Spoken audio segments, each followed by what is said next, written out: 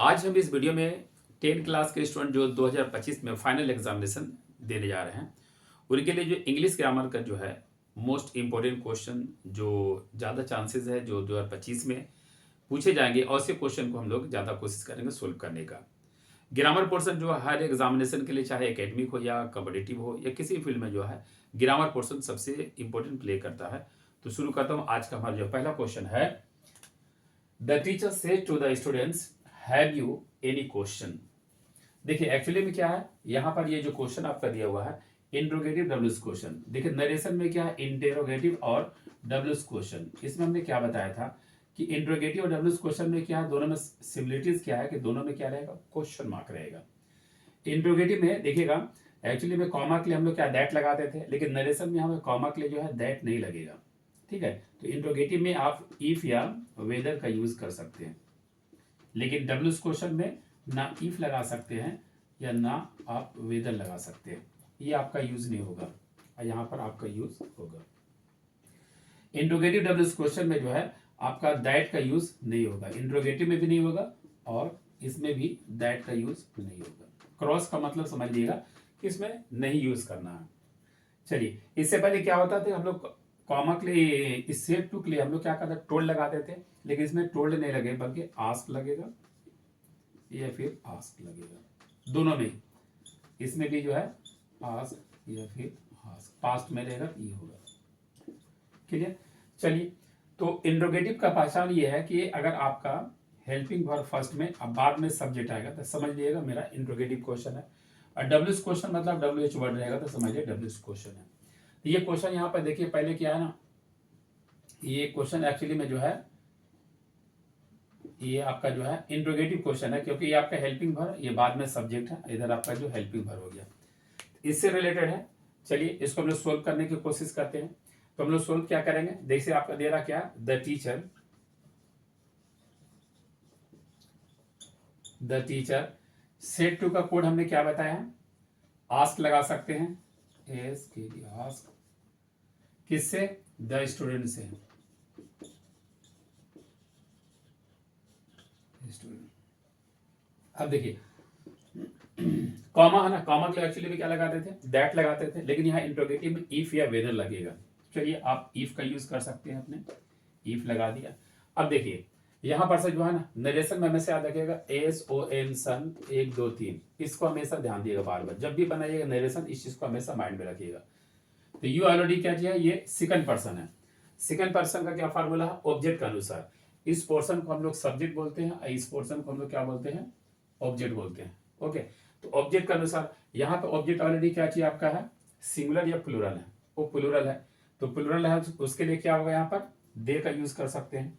ठीक है, अब देखिए हैज है ना, हैज हैव का कोड हमने क्या बताया था, हाइड बताया था, तो यहाँ पर हम लोग क्या करेंगे, हाइड करेंगे। अब क्या बच रहा है, एनी क्वेश्चन, इसको उतार देंगे, एनी क्वेश्चन। ठीक है, ये था हमारा इसका आंसर कि the teacher asked the students if they had any question. ऐसा अगर आप बनाते हैं तो ये आपका सही आंसर। नेक्स्ट क्वेश्चन हमारा है, the Ganga is the longest river in India. देखिए इसमें क्या बोलता है, change into positive degree. Degree आपने पढ़ा होगा, डिग्री एक्चुअली में क्या होता है ना, 3 तरह का होता है। एक को क्या बोलते हैं, पॉजिटिव डिग्री, दूसरा क्या बोलते हैं, कॉम्परेटिव डिग्री, और तीसरा को क्या बोलते हैं, सुपरलेटिव डिग्री। ठीक है, पॉजिटिव का पहचान आपका है एज या फिर सो एज। अगर किसी क्वेश्चन में एज या सो एज रहता है तो समझिए पॉजिटिव डिग्री। कॉम्परेटिव का पहचान क्या है, देन का यूज रहेगा तो समझिए कॉम्परेटिव डिग्री, और सुपरलेटिव का पहचान क्या है, द जो है सुपरलेटिव डिग्री। तो इसमें क्या बोलता है, the Ganga is the longest river in India, इसको पॉजिटिव डिग्री बनाना है। तो पॉजिटिव डिग्री बनाना मतलब इस क्वेश्चन को हम लोग नो अदर से शुरू कर सकते हैं। देखिए कभी कभी इसका एग्जामिनेशन बोलता है कि सेंटेंस को नो अदर से शुरू कीजिए या सेंटेंस को जो है नेगेटिव बनाइए। तो इसको हम लोग क्या करेंगे, नो अदर से शुरू करेंगे, no other river in India. ठीक है, यहां पर क्या करेंगे, so long as the Ganga.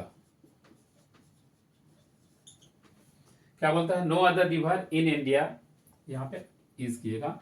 No other river in India is so long as the Ganga. अगर ऐसा आपने इसका बनाया है तो ये ऑलरेडी आपका है, सही है, ये आपका जो है आंसर होगा, ये आपका हो गया।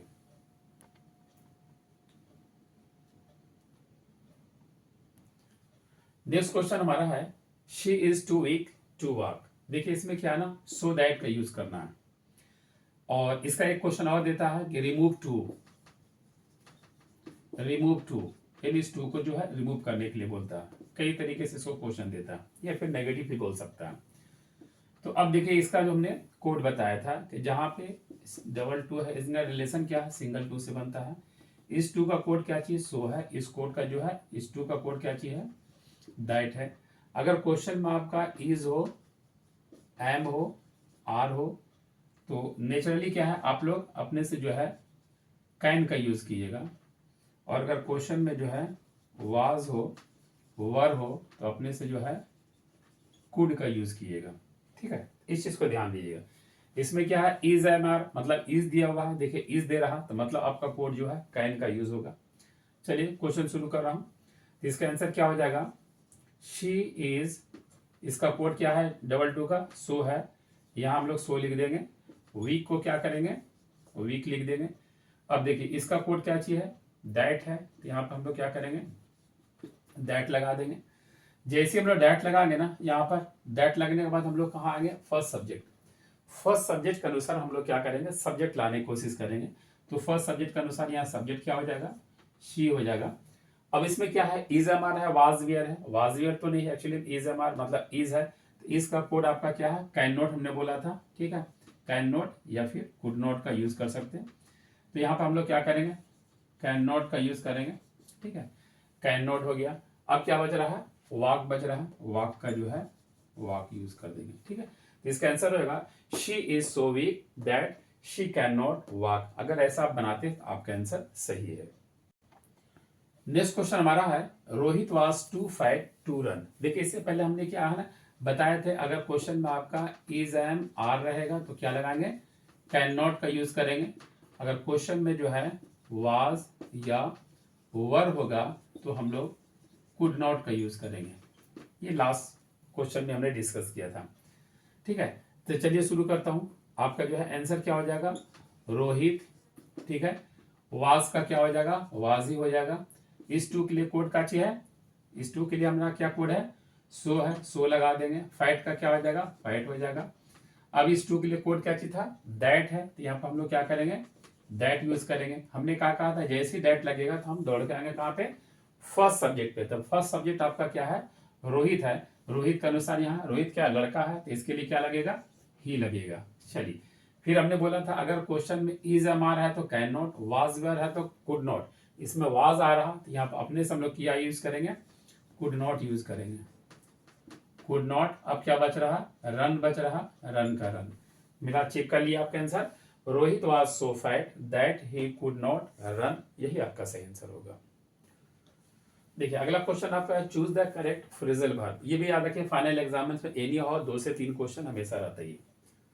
तो जैसा कि पहला क्वेश्चन आपका है do not hate the poor. Next है the police is investing the case. Third है रीना रिजेंबल्स हर फादर।